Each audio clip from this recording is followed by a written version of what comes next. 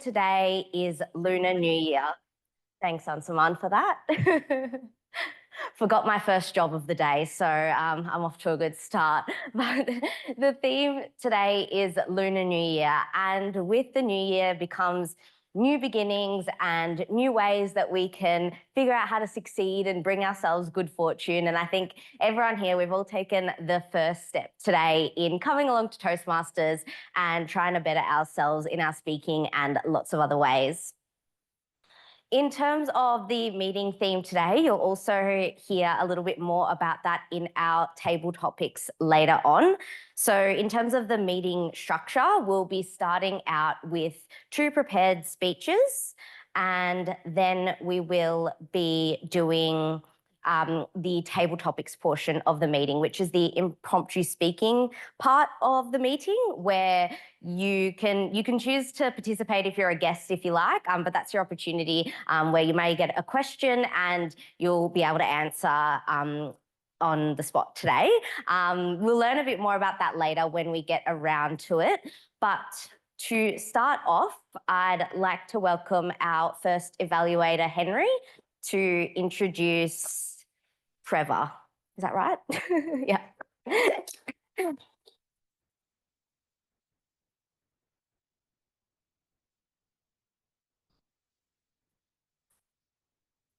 All right, today I have the pleasure of evaluating Trevor's first presentation mastery speech, which would be feedback and evaluation number 1, living on the edge. Basically, the speech that Trevor presents any topic, and I'll do the evaluation and provide feedback for him to incorporate into his next speech within his coursework. Living on the edge, Trevor Duncan.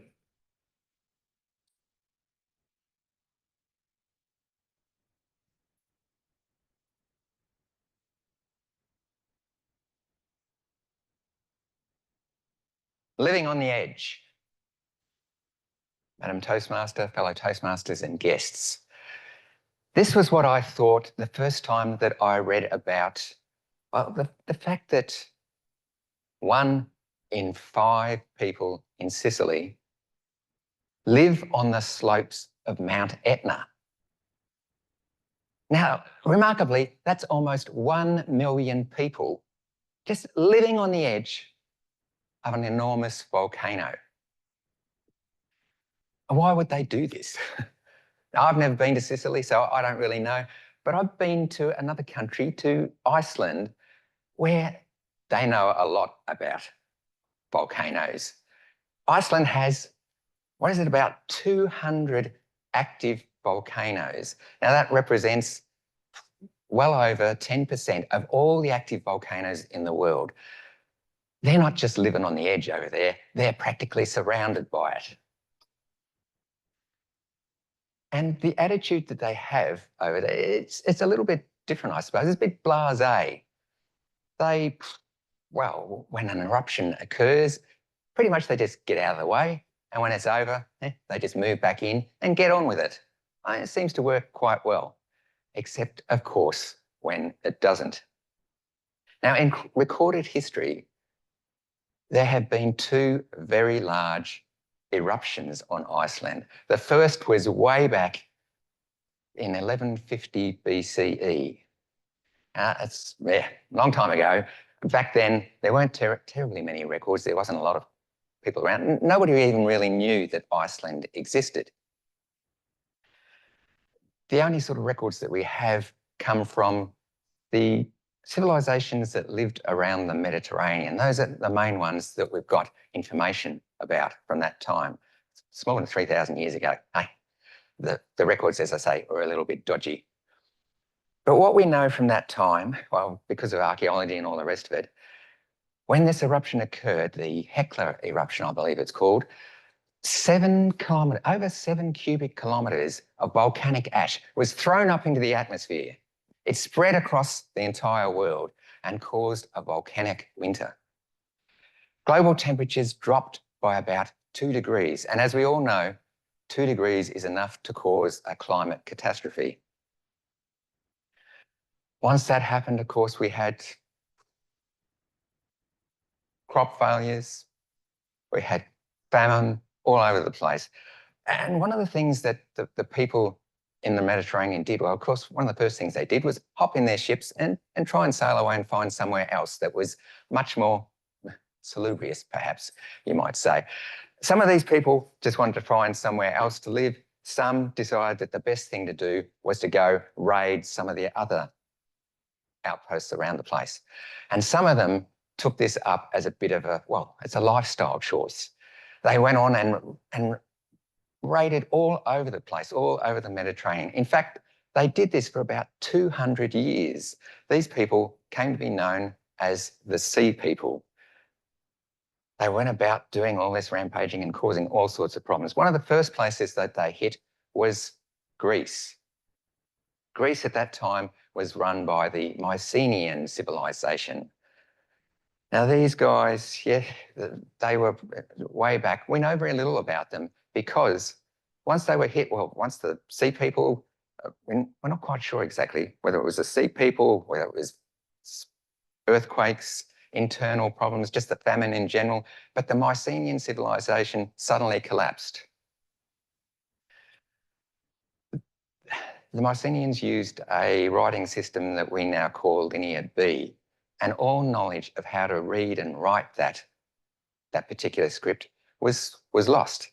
This was the beginning of the Greek Dark Ages. For 400 years, there were no real records kept at all in Greece. Nobody knew what was going on and all the rest. All that they had was what was passed down by word of mouth. Now, when civilization eventually rebooted itself after about 400 years, what was passed down was just myth and legend. There were stories of Zeus and the other gods. There was monsters and heroes. There was the city of Troy, the Trojan horse, and the Odyssey. All those things were passed down from this particular time in history, and it became just part of Greek mythology. It was all incorporated in there. Now, after the Mycenaeans were knocked over, the Sea People moved on to Turkey, and they took out the civilization that was there, the Hittite civilization. They got knocked over as well. Not much to say about them, except that a few of their outposts did survive for a few centuries afterwards before they were also absorbed into other peoples. Then we moved down to the eastern edge of the Mediterranean, and that was cleared out, ready to become the promised land for some of the people that would move in at a later date. Then around to Egypt, and Egypt got attacked multiple times by the Sea People. It wasn't until Ramses III that he managed to work out what to do about them. He ambushed them in the Nile and poured on arrows and wiped them out. Now, a few of these people actually managed to survive. I mean, there was a few of the non-combatants, and they were shipped off to a place called, well, Gaza, as we know it these days, and they became, well, called the Philistines, as I understand it. That's where they apparently came from. Now, Egypt itself, well, it survived. The civilization there survived, but it did, well, suffer quite a few setbacks from all of this time and this trouble. It lost the control of lots of its territory to other peoples. Anyway, I mean, that's probably enough. Oh, one last thing that I'd like to say about that particular eruption. It's believed that the main reason that these civilizations collapsed wasn't just, eruptions, it wasn't just earthquakes, it wasn't just the famine. It was because their supply chains collapsed. It was something, I guess, that we're all a little bit more familiar with these days because of the global pandemic. We're all familiar with what happened, yes, with COVID.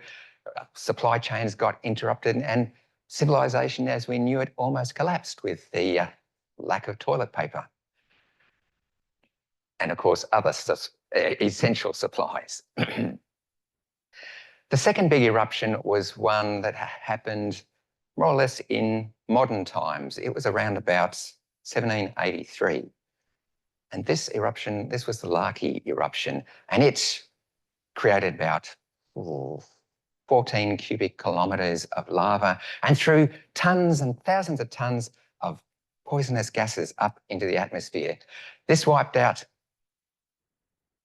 the crops, all the crops in Iceland, and killed off nearly half of their livestock. And it also caused about 1/4 of the population in Iceland to die from starvation. It was about 9,000 or 10,000 people, I believe, at that time. And another quarter, hey, they decided to leave Iceland altogether. Now, there were also other problems that caused, well, there was climatic problems as well caused by this eruption, and it caused all sorts of famine throughout Europe at that time. Now, one example of this was, well, what happened in France. Now, after many years of famine, not enough food, all the rest of it, the locals, the people revolted. And they all went to Paris and said, we don't have enough food to eat. And of course, that's when Marie Antoinette was supposed to have said, well, let them eat cake. Of course, that didn't work out terribly well. Everybody lost their heads, well, either figuratively or literally. This was the reign of terror, not the reign of Trevor, as sometimes is talked about. No, this was the reign of terror, and everybody, there was a lot of trouble and a lot of problems, of course, because of this. Now, these were just two eruptions, two big eruptions that have happened in Iceland. When the next one will happen, nobody really knows. But the other problem, of course, with it is there doesn't seem to be anything that we can do if it does occur. Now, it might be that you feel, well, I mean, Iceland is a long, long way away, and so we'd probably be pretty safe here. But I've got to ask myself, what would the Mycenaeans, the Hittites, the Egyptians, even Marie Antoinette have said if you'd have asked her about the threat of volcanic eruptions in Iceland? They'd probably have said, forget about it. But instead, I think that it might be that we're all a bit like those people in Sicily, and we're all just living on the edge. Madam Toastmaster.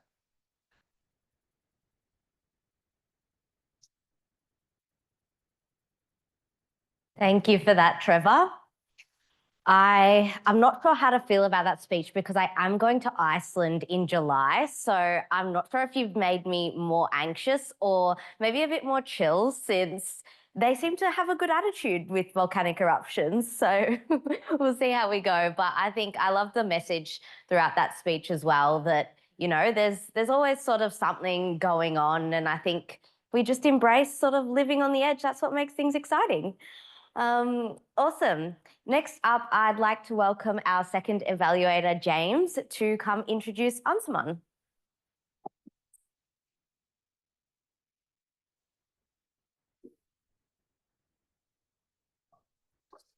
Thank you, Madam Toastmaster. Good afternoon, everybody. Ansuman is presenting a speech from the Motivational Strategies Pathway, Level 3, Speech 8. The purpose of the speech is to present on a topic that is new or unfamiliar to club members, to practice adapting the presentation and adapting to audience's reaction to maintain engagement. The speech is titled The P Disease, Ansuman Roy, The P Disease.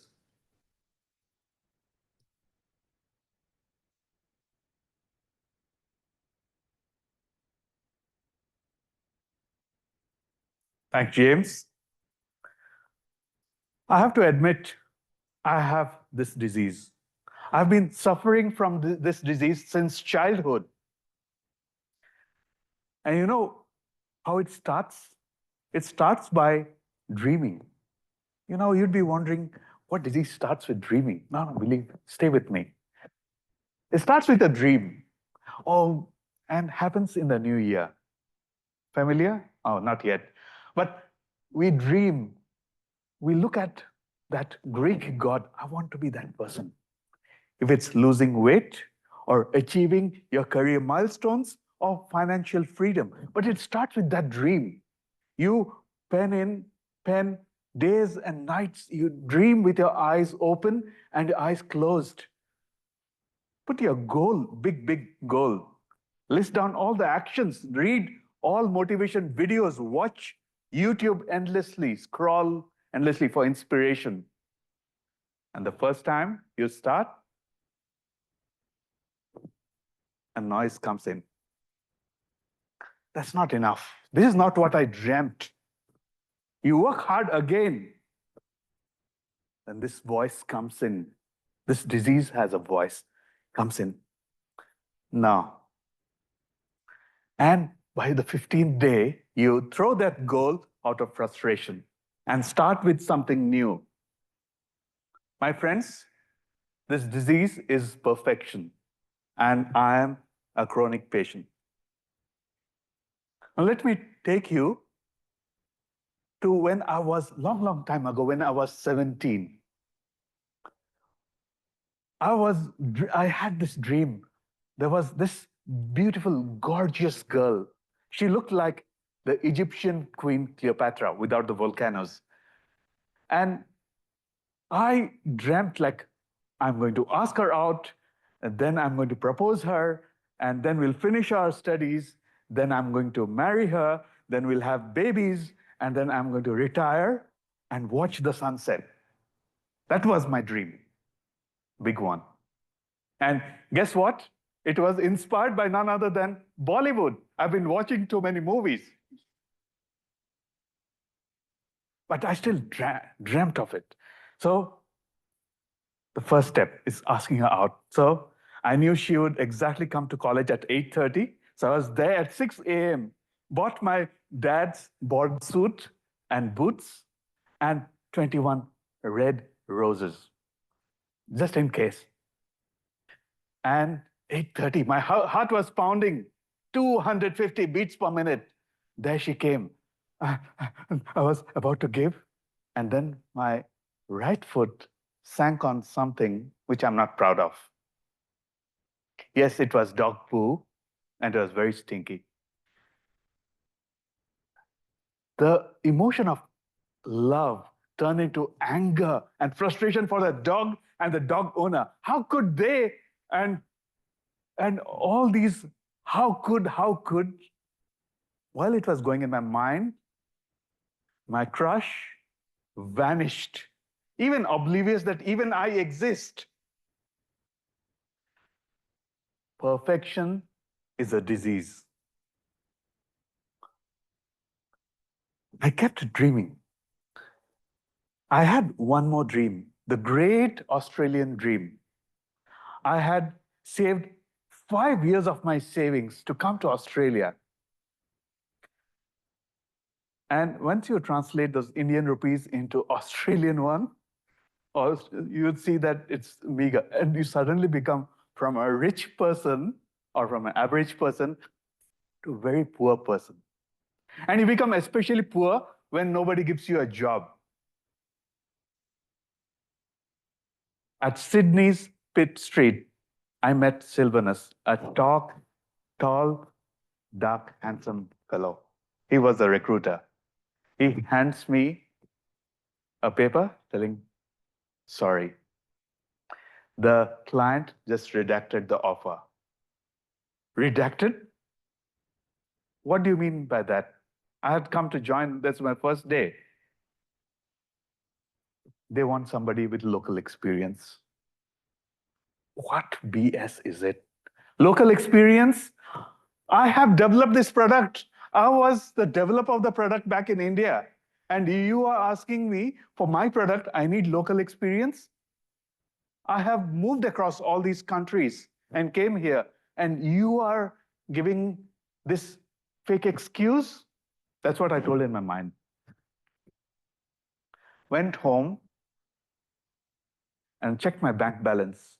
It was the last $100 left. Plus, I had a ticket to go back. Called my wife, who had a 10-month baby in her arms. Not working. This is rubbish. I want to come home. She did not answer. She told, what are you trying to avoid here? Swallow your ego. And failure is your master, is your teacher. and hung up on me. I told her, how dare she hang up on me? But those words remained with me. It sank deeper than the Titanic. And all the while, I just realized that I was carrying this huge bloated ego, and she burst it like a pin, just like that. And what was I avoiding? I was avoiding failures. I was ignoring it. And once I treated failure as a master, I went back, relived those scenarios, collected and brought them today. It didn't take time till I eventually landed on a job. So dear friends, look at social media. What are they teaching you? 5 steps to improve your health. How can you make $1 million? They are peddling bullshit. And and just look at LinkedIn. How many people celebrate failures? Isn't it time we celebrate our failures? We celebrate ourselves for trying and then learning from it, because failures are your master. It's time to embrace our flaws and embrace ourselves, because failure is a master and perfection is our disease.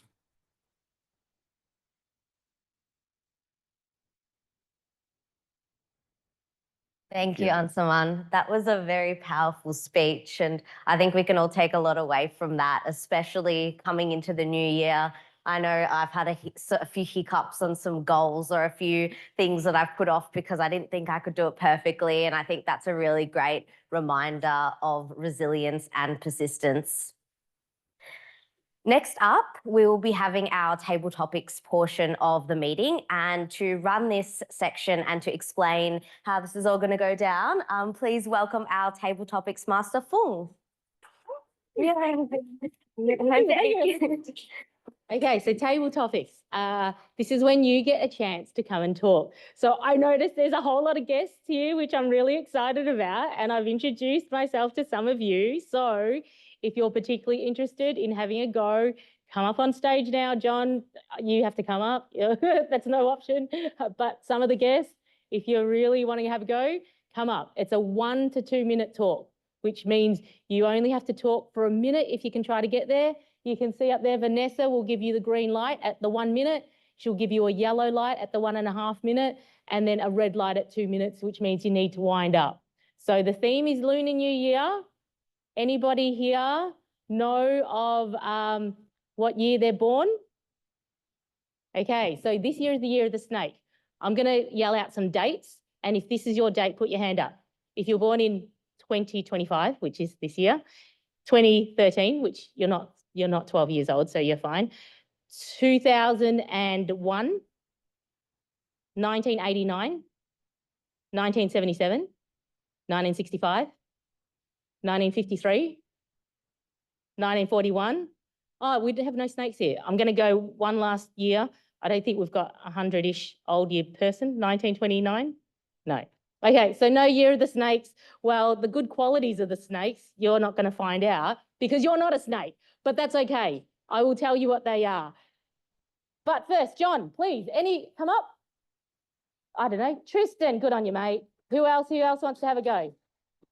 Yes. What's your name? Lewis, good on you. I need 2 more. 2 more. Guess. Yes, come up. What was your name? Ning. Okay. One more? No? Okay.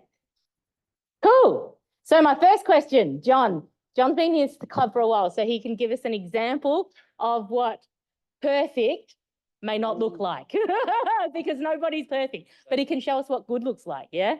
So the first question to you is, tell me what you know about the Lunar New Year, and you have to talk into the antenna. Thank you. This is Table Topics. Thank you, guests.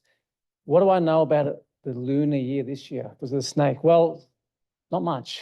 Obviously, I wasn't born in the 70s, or sorry, I was born in the 1975, so I've missed out by 2 years for the snake. But in terms of 1975, what would be that lunar year, though? I don't know. Does I anyone know know? 1976 is a dragon. Anyone know for 1975? No? Well, then obviously I can't answer that question then in terms of what do I know for well, obviously for the snake, I don't know, and you can provide us with some more insights into the year of the snake. But in terms of 1975, we can maybe make it up. So maybe choose an animal. Anyone got any choice of an animal? The rat. The rats. The rats, okay. Well, a famous person called Ray Kroc once said, it's not a dog-eat-dog world, but it's a rat-eat-rat world out there. So obviously, in terms of business, it could be a rat-eat-rats. I wouldn't class myself as a rat-eat-rats, but obviously rats are inquisitive. Obviously, they hunt at, or obviously scavenge for food at night times. But obviously, maybe some of the qualities of the rats, obviously try and blend into their environments. They obviously family orientated. There's a great movie which my kids used to love called Ratatouille. But other than that, that's pretty much my take in terms of the lunar year. Thank you, guests, and thank you also, Table Topics Master. Well done, John. And you can see here, there's a yellow light. Just so you, those that are speaking, see Vanessa, you'll get the green and the yellow. Okay, Tristan, good job. Well done for coming up. Big applause. So people born in the year of the snake are actually said to be intelligent, mysterious, and elegant.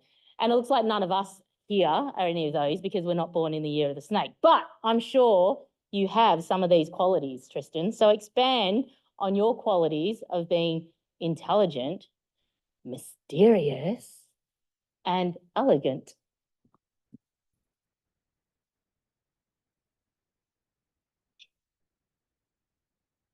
Yeah, this is a tricky one because I don't really like talking myself up. So how am I intelligent? I guess in school, I used to be a very smart kid. I'd never needed to do homework and I'd still, pass all my exams and everything. But, being intelligent, you get bored quite quickly. And the schooling system is very, old world structure. So I just got bored and didn't pay attention to anything. And then I guess my intelligence started to drop off because I wasn't doing my homework or paying attention or anything like that. But maybe there's other ways that you can measure intelligence that aren't, via academic pursuit. Just something to think about.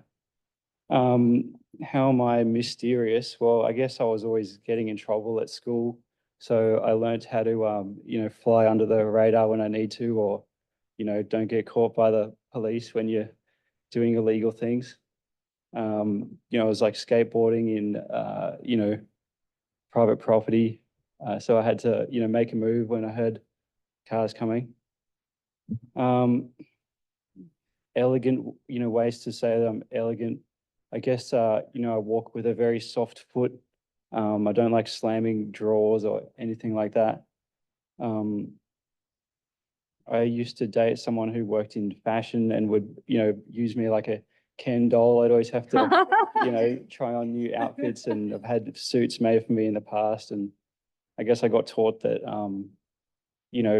people would judge you a lot by what you wear, which, I completely don't see a point in, but that's how it works, I guess. In summary, I'm not actually the year of the snake, but maybe that is my year. I remember reading my year actually, what it actually is. And it did align to, my personality like quite closely. So it's weird how that is. I guess we're all designed by an algorithm, and, every couple of years we randomly get generated a certain way. Just some food for thought. That's it. Well done. Job, well done. I think you are actually very elegant and mysterious. So we'd like to find out more about you in the coming weeks as well. Lewis. Yes. Yes, good on you for coming and jumping up. Well done. So the year of the snake is associated with wisdom, rebirth, and healing. It's also about it's a time when hard work is paid off. Can you give me an example of when you worked really hard and it actually paid off? Okay. Thank you very much. I've got 2 young kids, and at the moment my son Marty is about to turn 5 years old. So he's going through a lot of changes, talking back a lot to me and mum obviously as well. So we're really working with him through that process to sort of get him adjusted to where he is. But he started kindergarten last week, so he's quite a he likes being around his parents and his sister. So when we're integrating him into kindergarten, it's a massive step for him. So we've had to, over the last sort of 2 months before the start of kindergarten, really get him used to being away from us, which included a lot of time with family, friends, time away from his sister, to try and get him used to being alone, just because he hadn't gone to daycare before. So that was a lot of time out of mine and my partner's day, and obviously we, a lot of play dates and a lot of organisation and that sort of thing. So, the proof was in the pudding. So we started off last week and adjusted really well, which was fantastic for him. And obviously saying goodbye to him, and him being able to say goodbye to us and not be a really awful experience for him was good. So that's something we did recently, which the hard work really paid off for us. I mean, outside of that,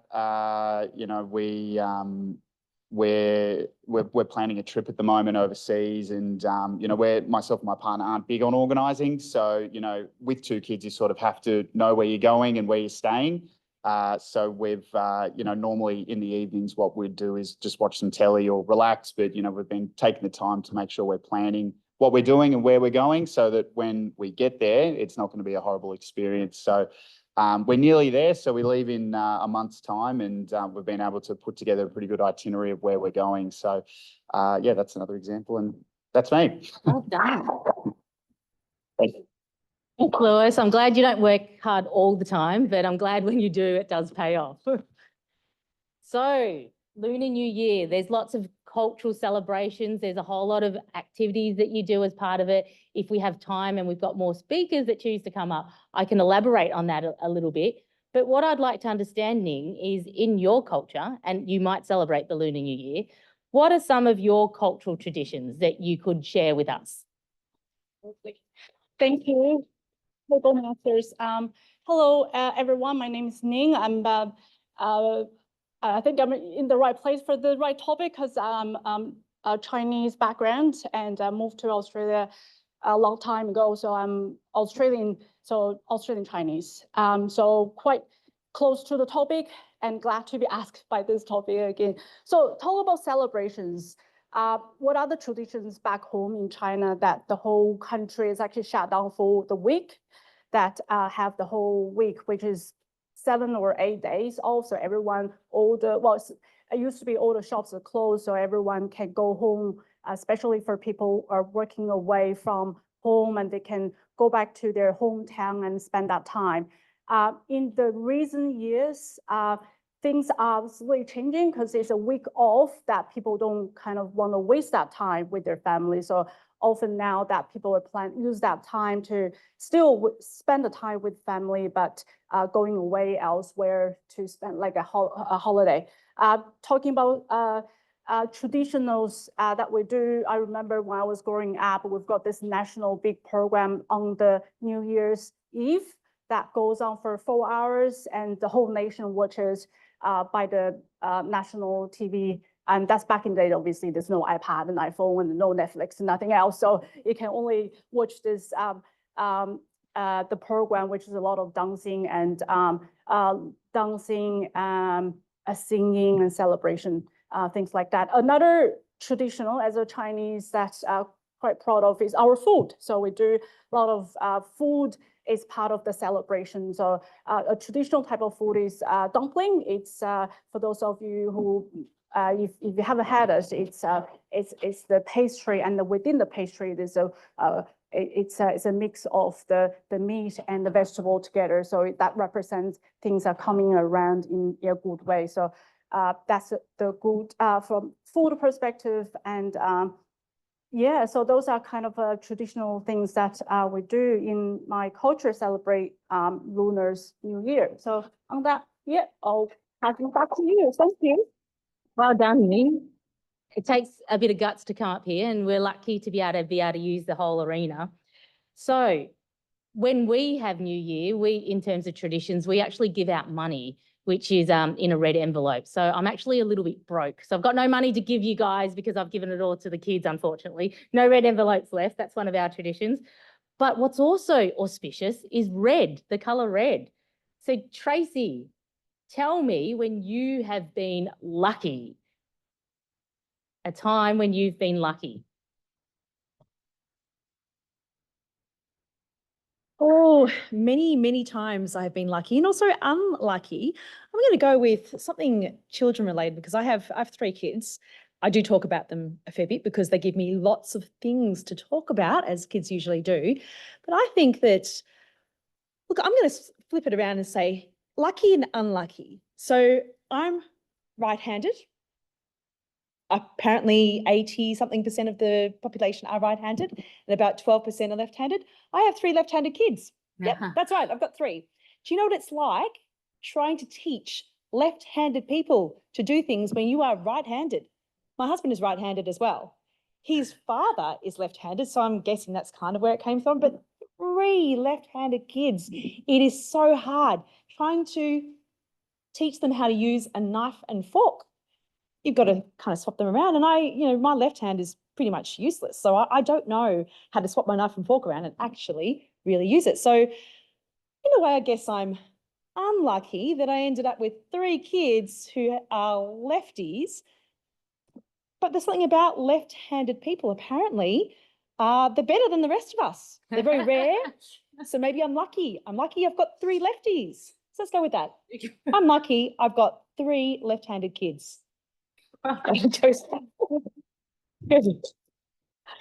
Do we have time for any more Toastmasters? No. So talking about left-handed, I'm actually a closet left-hander. I was a left-hander as a child, and then it was slapped out of me because that was the devil's work, believe it or not. So I wasn't allowed to use my left hand. Mind you, I've married my husband who's also left-handed. So our children, I have twin girls. One is right-handed, one is left-handed. And the third one is a righty. So surprisingly, it's all auspiciously lucky. Everything is lucky. Left or right-handed, you're all lucky today. Thank you so much, Toastmaster. Back to you.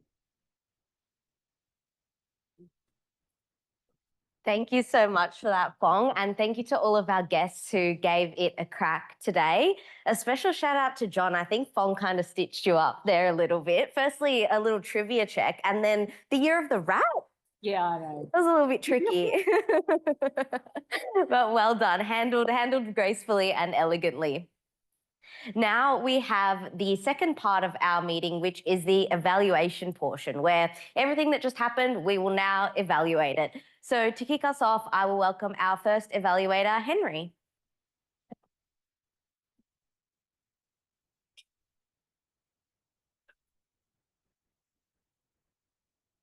The cube around, I would say. Oh, you want to? Yeah. Or even the microphone. Yeah.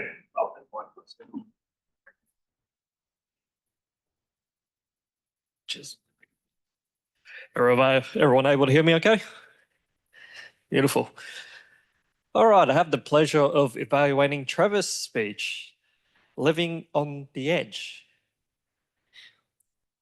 I was wondering where that was coming from, but when Trev went into reflecting back on his travel experiences, where people living near the volcanic crater in Sicily, and also people living in Iceland, living near a volcanic crater, that's when the pin dropped. Using relatable real-life experiences also develops a connection to people who are listening in, that it's real-life experience that is relatable. What I also liked about Trevor's speech is his use of hand gestures, of saying 1 in 5, hand gestures. Brings it right to the point. And also to the tone on the storytelling, I felt that the contents of how with the sea people moving through different parts of the globe and what they did, I feel like that really helped with immersing the storytelling. I do like the slight reference of humor used as well. Reign of terror, reign of Trevor. Can't beat that punchline, can you? And there wasn't any filler words that were used as well. No arms, ahs. It's really good when it comes to presenting your speech. You don't always have to be saying yep, all that. What a common strategy can be used is take a pause so that you don't use ums or ahs. Have a think about what you're going to convey in your message and then continue with the flow. Any room for improvement or potential recommendations? There was recommendation is timing. Might have to watch a bit of the timing there, Trev. I know that was a very engaging, and I did admit I got quite absorbed into the storytelling. But also I did notice a slight little quirk, well, during times when you're transitioning different segments, like. So I recommend my best to watch that. In summary, I thought that the speech that Trev gave was very engaging. I did see quite a bit of the audience absorbed into storytelling of the sea people. Good tone, humor, hand gestures. Might want to watch out on the slight quirks, but also watching the timing as well. Back to you, Toastmaster. We'll do the handshake. Thanks, Henry. Yeah, I don't know if James wants to use that. We'll see. Can we leave it there? Okay, cool. Awesome. Yeah, I'll just grab it. Awesome. Next up, we have our second evaluator, James, evaluating Ansuman. Well, this or the lectern? Got one page. All right, cool. I'll turn on. Ooh, first time using a mic in this room. So Ansuman's speech, I think it's the exact type of thing why I'm here at Toastmasters, why probably a lot of us are here. Just watch him walking around the stage and body language. It's really, I did find quite inspiring, exactly why I'm a Toastmaster. So for example, dog poo, like, you know, very evident. The suit example, or the baby in arm. Another thing that Ansuman did really well was eye contact. And I know when I speak that I dart around the room a bit too much. But I was very conscious watching Ansuman's eyes, and he's holding everybody's eye contact for a few seconds before moving on to the next person. One point, maybe Ansuman, I'm not sure if you looked up at the camera. I guess in this kind of meeting, it's a bit limited. You don't really have the feedback of where you are on the stage looking here. So that's probably a very minor thing probably to work on. With body language, probably another minor thing, super minor, was once you had your hand in your pocket near the start. Otherwise, just couldn't fault anything. I really liked how you opened and closed your speech. So your first sentence was, I have to admit, I suffer from the disease. And I'm sitting there wondering, what is the disease? Is the letter P? I mean, you can take some guesses, right? But at least for me anyway, I'm like really engaged at the start, wondering what it is. And then your last sentence as well was pretty cool. So failure is a master. Perfection is a disease. And that kind of sums up the entire speech very nicely in just a single sentence. Vocal variety, so that was another great thing as well. So I think you increased your voice or lowered it as you went, and you mentioned facial expressions matched with the conversation you had with your wife on the phone. So overall, like I started with, I think it was a very inspirational speech. For me, as a less experienced Toastmaster, it's quite hard to come up with things to work on. But I hope I gave you a couple of points. So back to you, Madam Toastmaster. Thanks, James. Awesome. Next up, we have our table topics evaluation. So everyone that did a little table topics will get a little mini evaluation today. And to do that, please welcome Raj.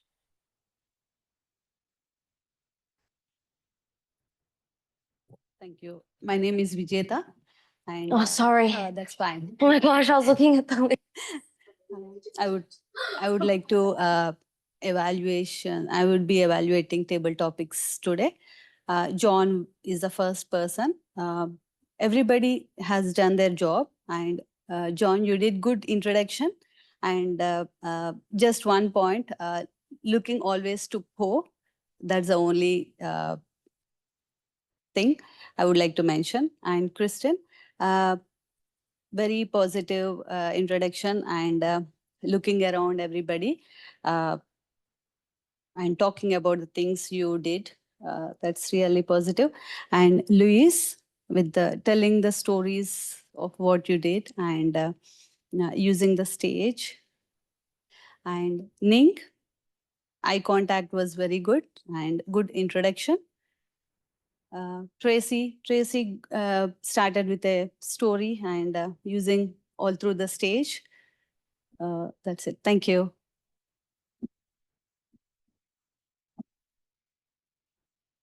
Thank you, Vijeta. I'm very sorry about that mix-up, and I'm talking in two mics now because I'm not going to do well right now. All right. Thank you so much for that evaluation. Now we will move on to our general evaluation, where we evaluate all the other bits and pieces that are left to evaluate. And to do that, I will hand over to Bruce online. Thank you, Madam Toastmaster.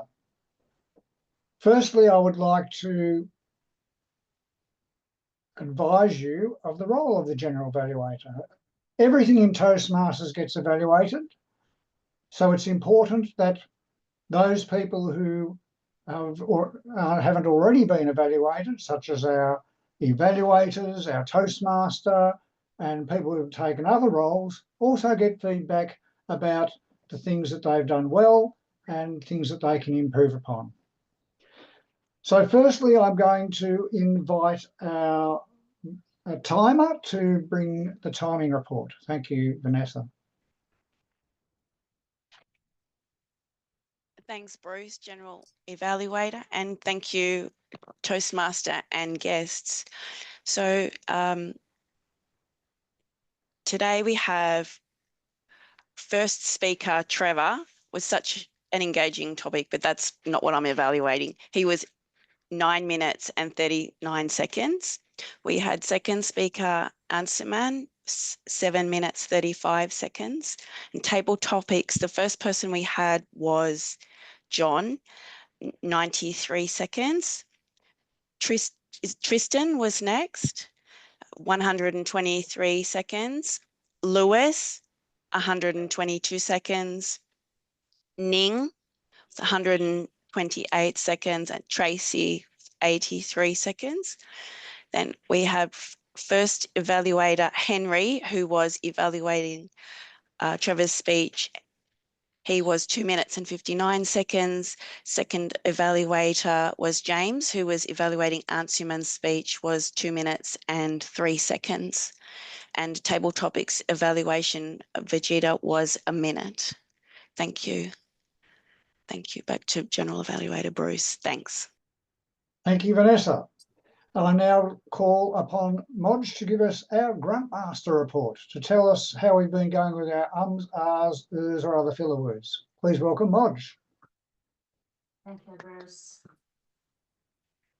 Sorry, thank you, Bruce. And just want to say hi to everyone. And we passed January, but I still say Happy New Year.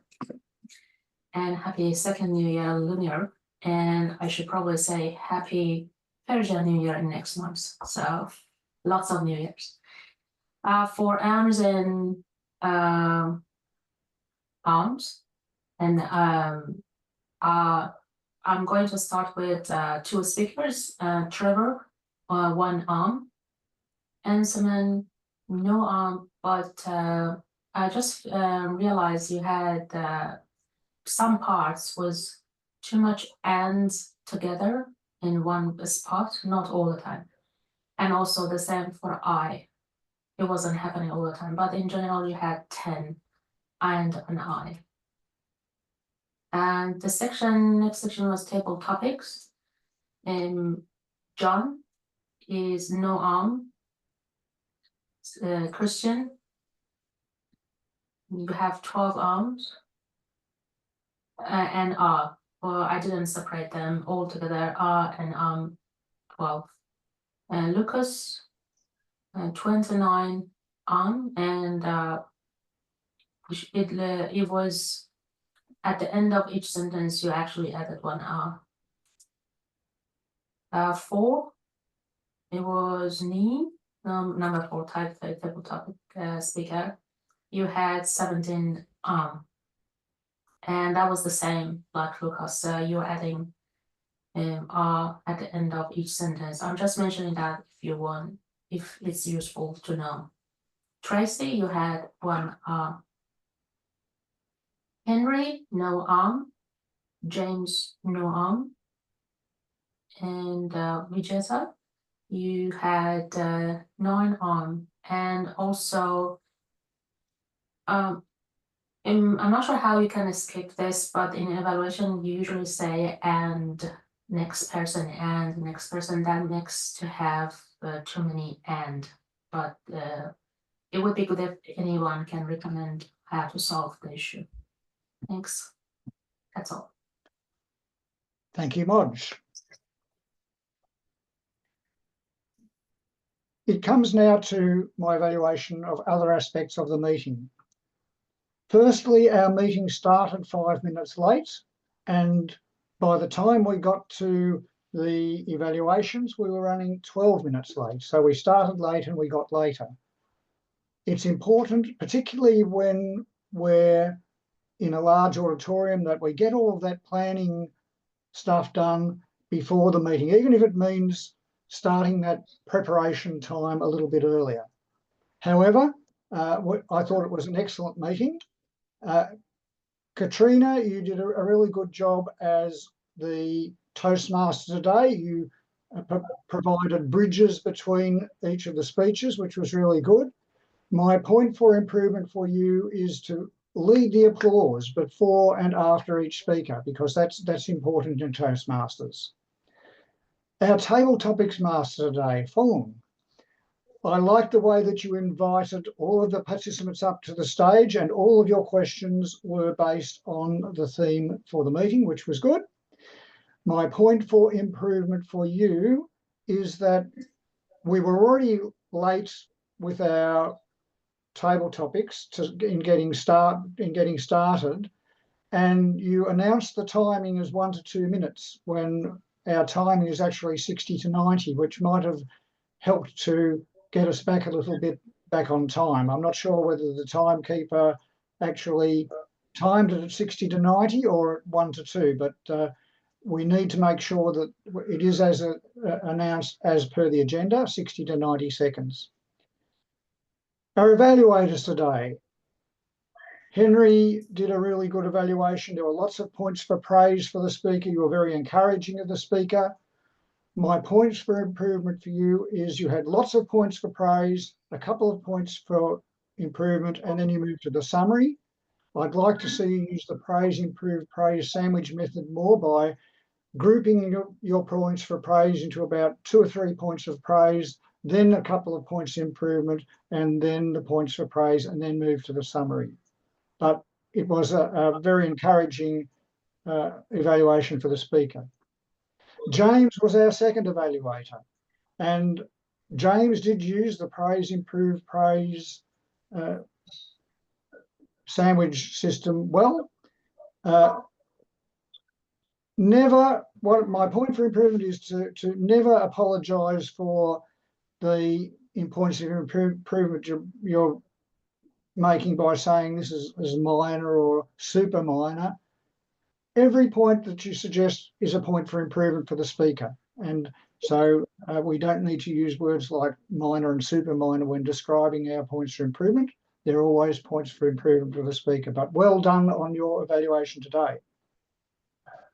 Our timer, Vanessa, I like the way that you gave all of the times for everybody. 1 point for improvement. It would be good if you, when you're giving the speech times, if you say the expected timing was 5 to 7, and so it puts a framework for the results that you're giving for the timings. But again, nice clear report, well done. And our grunt master today was Vegeta. Sorry, it was, I'm thinking, sorry, the table topics evaluators was Vegeta. And again, you gave points for praise for every speaker, but we do like to have points for improvement for our speakers. So it's important, if you can, find something that each speaker can improve upon, because we're all here to learn and to grow and to develop. And the way we do that is through getting points for improvement. And finally, our grunt master, Modge, you did a good job with counting the ums, ahs, and other filler words. And my point for improvement for you is when you're doing it to remind people that it's important to pause rather than using the ums, ahs, or other filler words. But you did a great job too. It's been a really good meeting, most enjoyable. It was difficult to actually, for people on Zoom, to actually see what was happening with the speaker. So we couldn't see any eye contact because people were looking very small. We didn't have any camera which was focusing, zooming in on people who were speaking. And that would be helpful in future meetings for those who are watching via Zoom to be able to see the expressions that are being used. But very good meeting, well done, and I'll hand back to our Toastmaster. Thank you, Bruce. That was a very thorough general evaluation, and we are at time or a little bit over time today. So with that, I will close the meeting. A few things before we go. For our guests, this is a typical meeting structure for us. If you come along again, there's 2 speeches and the impromptu section. We were running a bit short on time today, and we did have a few logistical issues, as Bruce pointed out, since we don't usually use this big space. But thank you, everyone, for your grace in this matter. If you're a guest, you are so welcome to come along to as many meetings as you like as a guest. The only thing is that if you would like to play one of the meeting roles or present a prepared speech, you will have to join up as a member to do that. One more little plug before we go. In a week and a bit's time, on Sunday the 23rd of February, there is the Toastmasters Southern Division contest. So our club, and then our club's in an area, and then our area is part of a division. So kind of a couple of levels up, there's a big competition on Sunday the 23rd. I personally will be participating and have the honour of representing the club, but more than having people's support there, I encourage anyone to come along if you have a couple of spare hours and just be in the room with some of the best speakers, I'd say, in Australia, in our division. It's a very tough competition. So it's also a fantastic thing to come along and watch if you really want to see some of the best of the best in action. But that's all from me. Anything from our Vice President of Education? Not at the moment. We'll wrap up. All right, Tracy's got some information. Thank you everyone so much for your time and coming along, and hope to see you again soon. And thanks everyone online as well.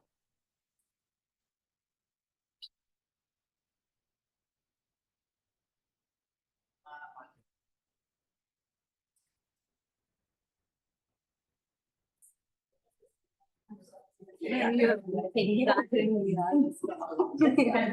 was like looking at the account, and then I looked and I was like, no.